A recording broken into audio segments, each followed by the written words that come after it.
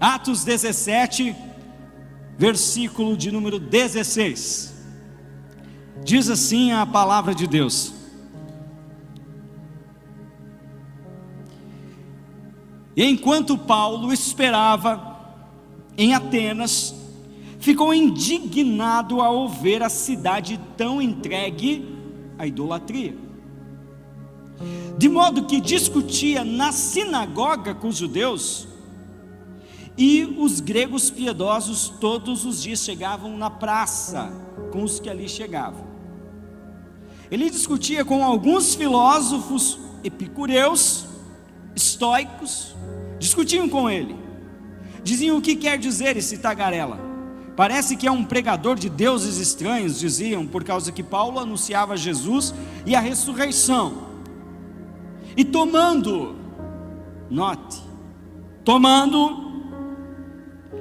levaram ao Areópago, dizendo: pode-nos saber que novo ensino é esse que falas? Coisas estranhas trazem aos nossos ouvidos e queremos saber.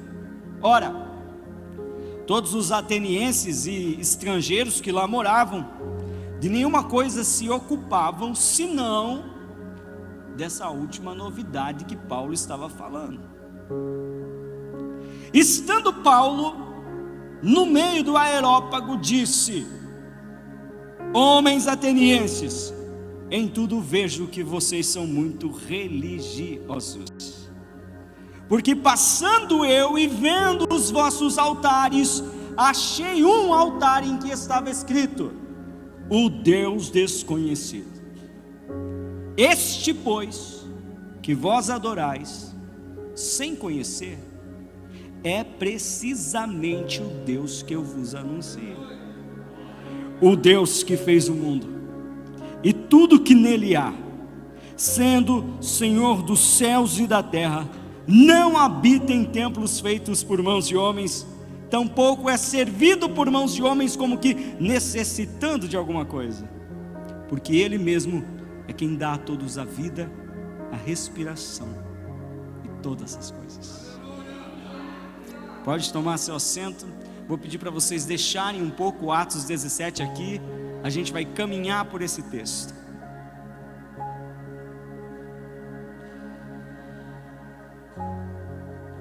Estamos em Atenas,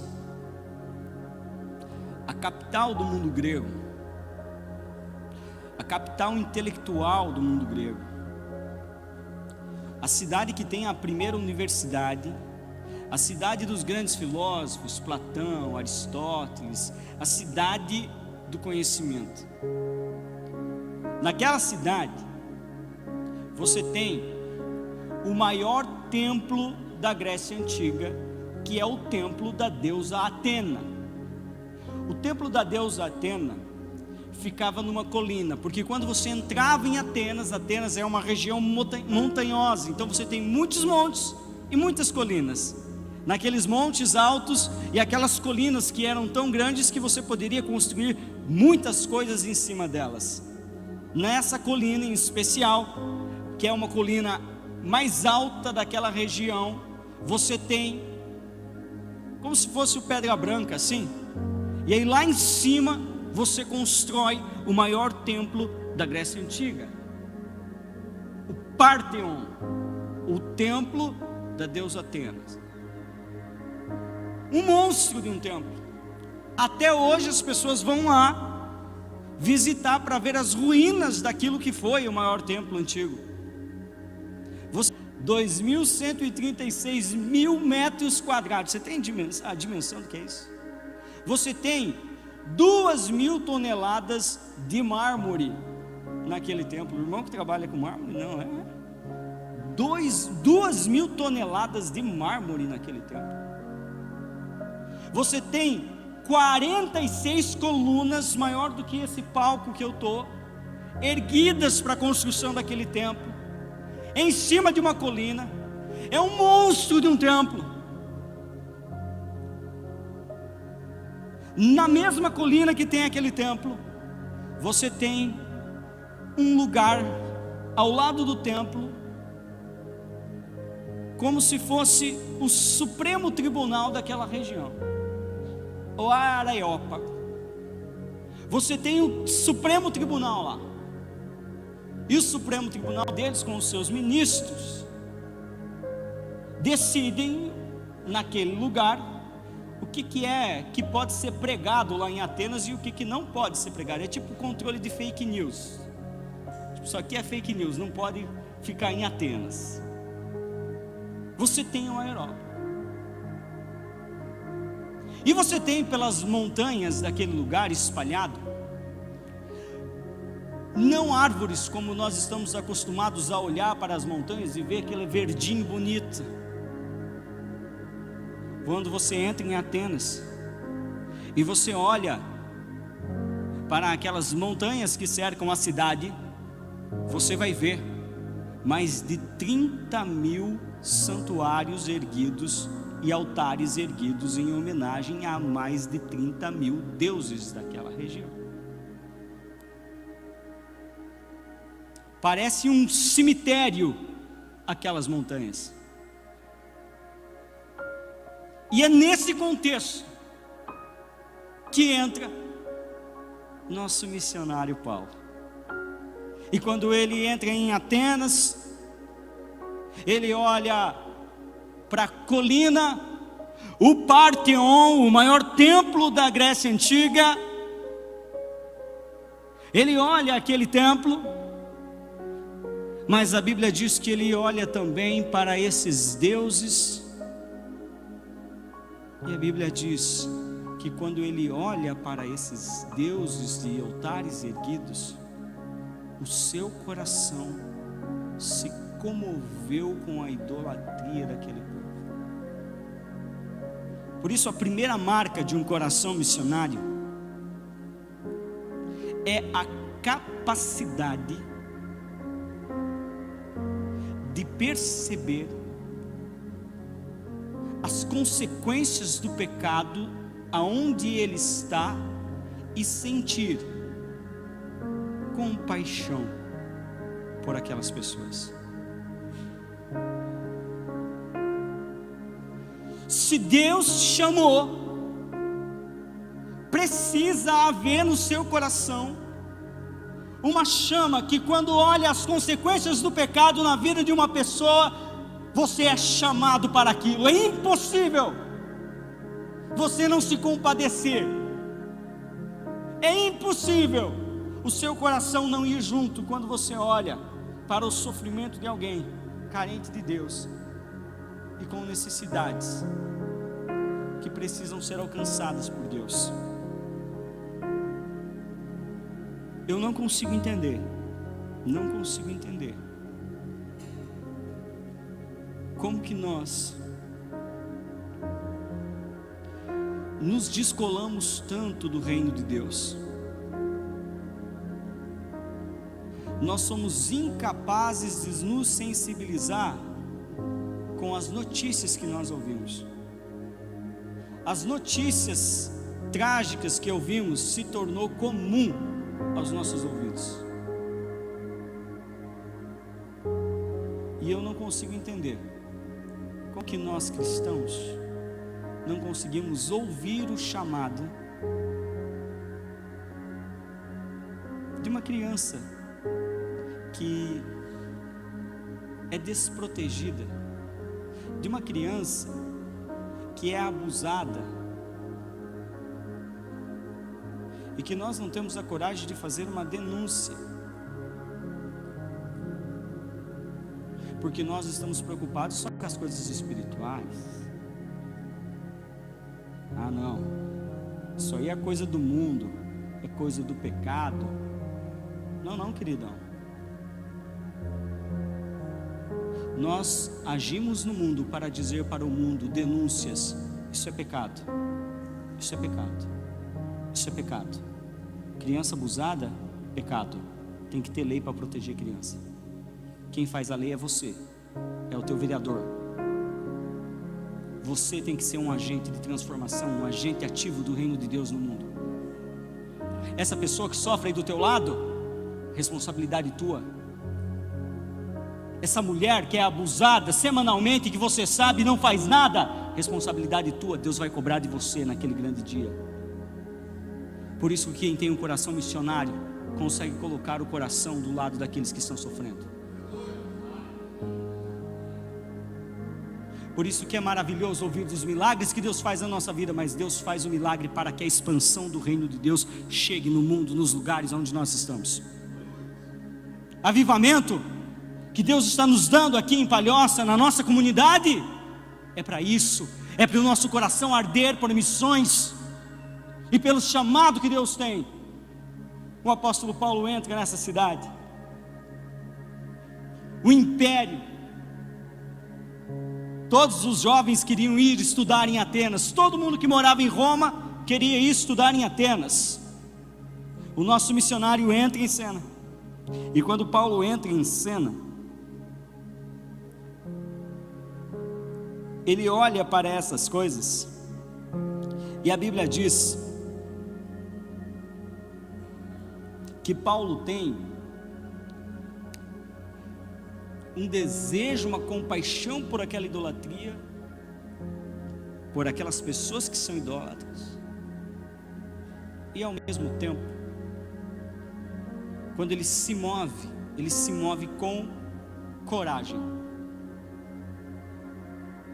porque aqueles que têm um coração missionário, eles têm compaixão pelas pessoas que sofrem por consequências das coisas que são o pecado, mas em segundo lugar, tem coragem para combater aquilo. Paulo, por causa disso, porque começa a pregar lá embaixo da colina, você tem a ágora, a praça onde as pessoas conversam, você tem a praça onde os filósofos discutem, você tem os lugares onde as pessoas moram, fazem o comércio. Então Paulo está lá ministrando e pregando, até que o Areópago, o tribunal, chama ele para discursar e fala assim: vem cá que nós vamos julgar o que você está falando aqui. Paulo tinha acabado, ele está na segunda viagem missionária dele, ele acabou de ser expulso mais uma vez, claro, né, da cidade de Bereia, e chega ali, e é convidado a ir ao tribunal grego agora, para ser julgado. E lá no tribunal grego, ele cita o Deus desconhecido.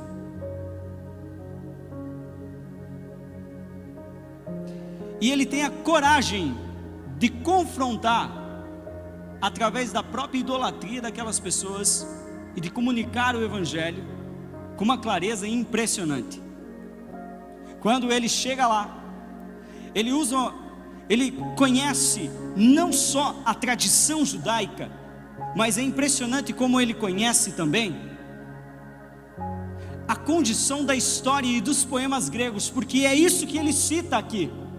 O Deus desconhecido, diz Epiminendes, um escritor da época, que aconteceu uma grande praga em Atenas, e essa praga não um desses 30 mil deuses conseguiu resolver. Então esse sacerdote chamado Epiminendes vai até aquele lugar, pega ovelhas e fala: nós vamos sacrificar ovelhas ao Deus que nós não conhecemos, porque a gente já sacrificou para todos os deuses, então nós vamos sacrificar isso muito tempo antes de Paulo chegar lá. E eles sacrificam ovelhas a esse Deus desconhecido. Não é que a praga cessou em Atenas? E Paulo, não só com compaixão e com coragem, mas ele tem uma terceira característica que falta para nós evangélicos. Ele consegue comunicar com clareza o Evangelho. Ele consegue contextualizar a mensagem. Note, ele não compromete a mensagem, ele está contextualizando a mensagem para aquelas pessoas. Nós temos dificuldades de fazer isso, porque quando Paulo chega no maior templo do Partenon e olha para aqueles homens atenienses, e ele abre o peito para falar, ele olha, e a sua sensibilidade cultural, a sua capacidade de comunicar o Evangelho, o seu desejo, a sua compaixão de transformar aquela mensagem em uma mensagem clara ao seu ouvinte, então ele diz assim: senhores atenienses, em tudo eu vejo que vocês são muito religiosos, porque passando eu e vendo os vossos altares, achei um altar em que estava escrito o Deus desconhecido.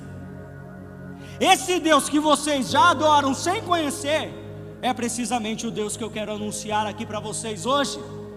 É como Paulo chegar aqui e falar assim: senhores brasileiros, em tudo eu vejo que vocês são muito religiosos, muito espirituais, porque vocês sobem escadaria de joelho, vocês amarram fita no braço, crucifixo no carro, vocês têm filtro do sonho no carro, vocês tatuam o filtro do sonho. Em tudo eu vejo que vocês são muito supersticiosos, em tudo eu vejo que vocês desenham um homem e chamam de Jesus, pois é esse homem que vocês desenham e chamam de Jesus, é precisamente ele que eu quero falar para vocês, quem ele é de verdade. É isso que Paulo está fazendo. Então ele começa o seu discurso combatendo com coragem a primeira visão de mundo daquele pessoal, porque aquele pessoal acreditava o seguinte: que o mundo era mau, o mundo era eterno e o mundo era mau, e que sim, existia um Deus todo-poderoso, mas ele era tão santo e tão puro que ele não poderia encostar em nada desse mundo, ele não poderia criar esse mundo, inclusive. Então ele cria um Deus menor, chamado Demiurgo, era isso que eles acreditavam, e o Demiurgo é que cria o mundo, que o mundo é mau, corrompido, imperfeito, e esse mundo não tem contato com aquele Deus. Há uma dicotomia muito grande aqui, e é isso que eles acreditam. Então Paulo olha para eles e fala assim: eu sei que vocês são muito espirituais, mas deixa eu contar uma coisa para vocês. Esse Deus desconhecido, que vocês sabem muito bem que ele foi o único capaz de aplacar aquele problema que vocês tiveram, esse Deus que vocês adoram sem conhecer, é o Deus que fez o mundo. Ah, o Demiurgo? Não, é o Deus perfeito que fez o mundo e tudo que nele há, sendo Senhor dos céus e da terra. E aí, diante daquele tribunal, ele aponta para o Partenon e diz: sendo o Deus eterno, Criador dos céus e da terra, ele não habita em templos feitos por mãos de homens, nem tampouco é servido com essas ofertas e sacrifícios que vocês dão para ele, porque ele não tem necessidade de nada. Ele é o Senhor, Criador dos céus e da terra.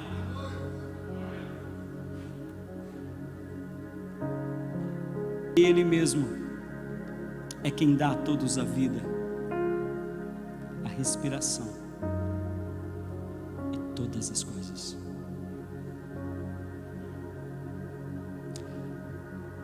Ele contextualiza, aplica, confronta, porque ele tem compaixão e coragem de pregar o Evangelho,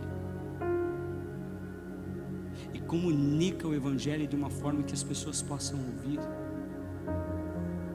As pessoas às vezes criticam algumas coisas que nós fazemos com os jovens, mas nós estamos levando o Evangelho para eles e ganhando eles para Jesus. Contextualizar não é negociar o Evangelho. Eu fico preocupado que algumas pessoas vão na igreja hoje no Brasil, e elas vão entrando, você já lá na porta, você já tem dificuldade, porque nós sabemos o que é um diácono, todo mundo sabe. Agora o cara entra lá na porta, lá com a plaquinha de diácono, ele não faz ideia do que é um diácono. O cara nunca foi na igreja, ele entra, ele olha e fala assim: diácono, diácono. Ele procura na mente dele, no subconsciente, sei lá onde, diácono, diácono. Isso se ele lê certo. Você já pensou se ele lê assim, tipo diabo? Aí ele já entra com medo. Já entra com medo, isso aí. Aí ele entra, aí ele vai dando os primeiros passos, Aí ele vê os irmãos com a Bíblia, aí ele já vê que os irmãos já seguram a Bíblia assim, ele já vai prestando atenção, porque nos próximos cultos ele já tem que segurar a Bíblia assim, ele já vai prestando atenção. Aí começa o culto, começa o nosso culto. E olha como o nosso culto é sensível ao cara que não é crente. Olha como ele é sensível, olha como ele é sensível. A gente diz assim: nós vamos para Sião. O cara nem sabe o que é Sião, irmão. Vamos louvar a Deus aqui. Jerusalém, Jerusalém. E Deus vai tacar fogo aqui hoje. E o fogo vai pegar. Meu Deus, os caras vão tacar fogo na igreja, vão para Jerusalém. O que é isso, meu Deus?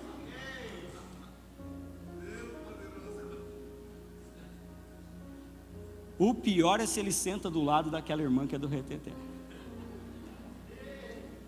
Porque se ele senta do lado da irmã que é do reteté, a hora que começa aquele corinho do pega o inimigo, pisa no inimigo, irmão, o cara está sentado do lado, a irmãzinha ficou em pé, ele já olha, a irmã olha para ele, e os irmãos cantam, pega o inimigo, pisa no inimigo, irmão. A hora que o pastor faz o apelo, o cara sai correndo lá para frente. É impossível não aceitar Jesus.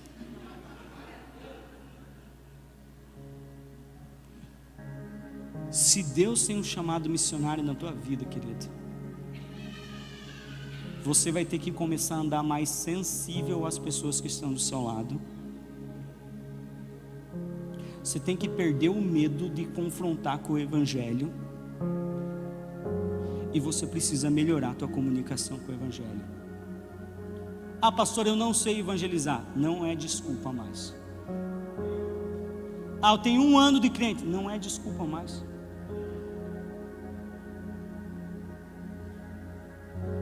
Paulo ensina nós a evangelizar, e eu vou encerrar com isso. Aí Paulo vai ensinar nós a evangelizar. E a mensagem do Paulo tem 3 características. 3. Ele começa dizendo o seguinte, versículo de número 24. Versículo de número 24.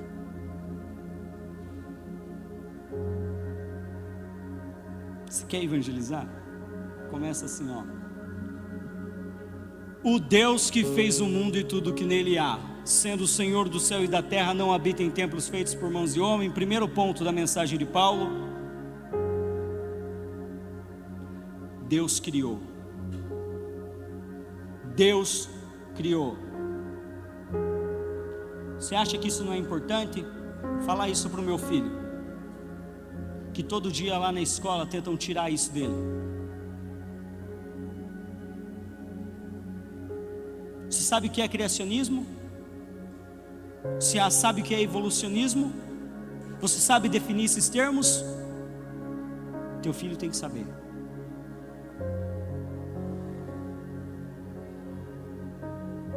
Deus criou.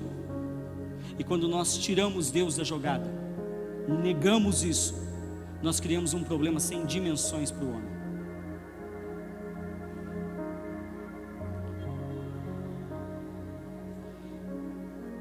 De um só fez todas as nações dos homens, se referindo a Adão, para habitarem sobre a face da terra, determinando os tempos já dantes ordenados e os limites da sua habitação.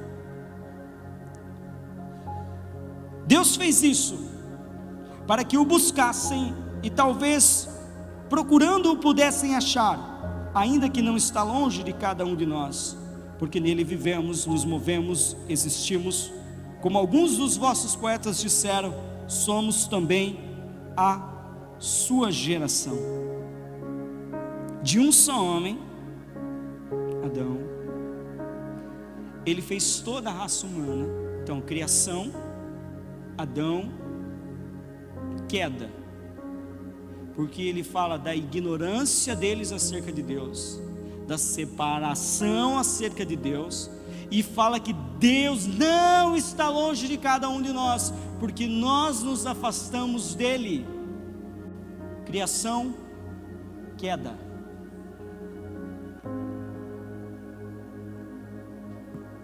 dá para pregar de qualquer jeito. Você está vendo algum pecado, algum problema na sociedade? Ou afinal de contas, sabe um jeito que eu faço para mim poder compreender isso aqui, já que você está prestando atenção? Se hoje o reino de Deus chegasse na sua plenitude aí na sua casa, na sua cidade, no seu bairro, o que mudaria na sua cidade? Teria violência ainda? Teria usuário de droga? Teria injustiça social? Se o reino de Deus chegasse agora aí, essas coisas mudariam, sim ou não? Então, se mudariam, toda vez que você vê alguma coisa que não aconteceria se o domínio de Deus estivesse sobre aquele lugar, você precisa se levantar e dizer: tem algo errado aqui, tem algo errado aqui, tem algo errado nessa família. Porque se o reino de Deus chegou aqui nessa família e a gente senta na mesa e é um inferno, tem alguma coisa errada aqui. Porque quando o reino de Deus chega nessa família e a gente senta na mesa, é uma mesa da comunhão. E você não pode ser o agente do inferno na mesa, você tem que ser o agente de Cristo.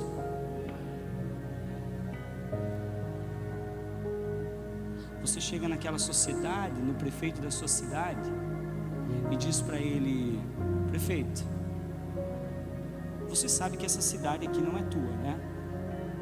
Você sabe que essa cidade não é tua. Aí ele vai dizer: é do povo que me elegeu. Você vai dizer: não, essa cidade é de Deus, prefeito. E um dia você vai prestar conta do teu trabalho para Deus. Essa família que você está, esse emprego que você está, essa igreja que você frequenta, não é dos pastores, é de Deus. E você vai prestar conta do teu trabalho aqui, porque o reino de Deus chegou. E nós temos que fazer como Paulo: o Deus que fez o mundo e tudo que nele há, Senhor dos céus e da terra, não habita em templos feitos por mãos de homens, não é servido por mãos de homens como que necessitando de alguma coisa, mas Ele nos deu a vida e nós compartilhamos dessa vida. Depois ele fala do pecado, e por último, quando você lê o texto na sua casa, você vai ver que ele cita Jesus falando do segundo homem que vai julgar. Vamos ver se esse é o versículo para terminar. Dá tempo, queridos. Está aqui. Versículo 30 diz assim: Deus, porém, não levando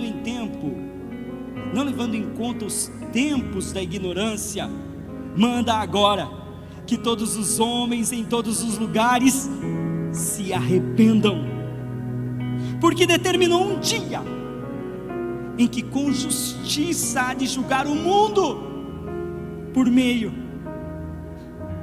do homem Jesus que Ele escolheu. Criação, queda, redenção. Se há um homem que disse não para a vontade de Deus, o homem carnal, o homem com os frutos do pecado, que nos tirou da presença de Deus, do domínio de Deus, colocou o mundo num desfiladeiro, há um segundo Adão, há um segundo homem, há um segundo Adão. Esse tem os frutos do Espírito, esse é cheio do Espírito, esse é a imagem e semelhança de Deus, é nele que nós nos espelhamos, é nele que nós seguimos, é nele a quem servimos. Nós não somos como Adão, que disse não para a vontade de Deus, nós somos como Cristo, que diz sim para a vontade de Deus.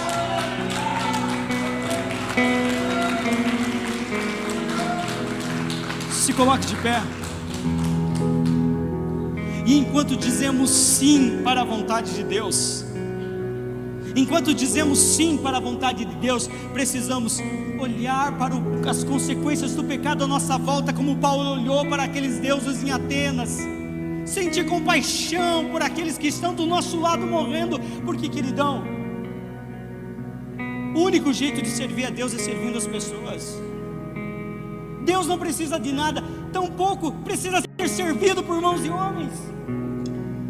Mas essa pessoa que está aí do teu lado, querido, ela precisa de um abraço, precisa de uma palavra, precisa de uma oração. Essa precisa. E quando você serve a ela, é a Deus que você está servindo. Coloque a mão sobre o seu coração.